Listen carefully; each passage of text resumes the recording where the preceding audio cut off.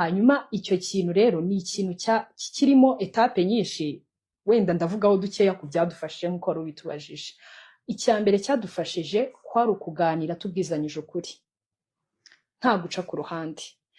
Narabimukundiye n'ubu njya mbimubwira, intambwe zose duteye buri munsi mpora mwibutsa ko ndagushimira ko wambwije ukuri mu buzima bwawe bwose, kuko biroroha iyo umuntu yakubwije ukuri.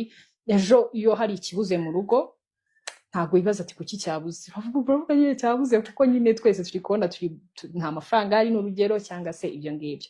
Hanyuma uko kubwizanya ukuri byampaye njye imbaraga zo gukomeza kumwaprocinga tukajya tuganira, kuko iyo umuntu akubeshya hari igihe uhita uvuga ati yewe n'ejo atazankubita sikamu wa mugani wawe nkabona ndazimiye.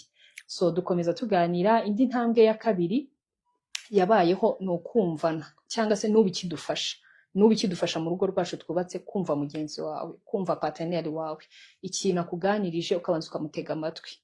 Hari ukuntu abapapa, abagabo, abantu batabikora ntibaze kunyumva nabi, ariko hari igihe umugabo aba yumva iteka ari ufite igitekerezo, akumva umugore nta gitekerezo yagira. Rero usheri wanjye ndabimushimira, iteka ahora yumva ko nanjye mfite igitekerezo. Rimwe na rimwe nkanamubwira ati no, wambwira ikintu dukora, akambwira ati nawe mbwira icyo dukora. Rero ukumva birakwankuraje, biguha imbaraga, ukavuga ati nanjye ngomba gushaka icyo twakora kugira ngo iki kintu gikemuke. So kumva rero mugenzi wawe. Ikindi numva cyadufashije, ntabwo byose ndi bubirangize, gufata inshingano. Ntiwumve ko umugabo ari uzafata inshingano wenyine.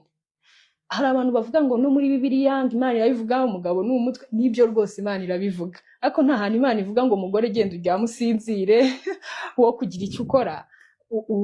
Hari inshingano muba mukwiye gusangira.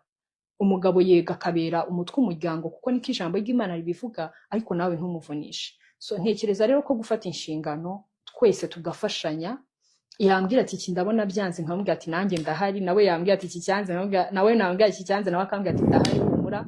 Bikomeza urugendo rwanyu rwose, mu rugendo murimo.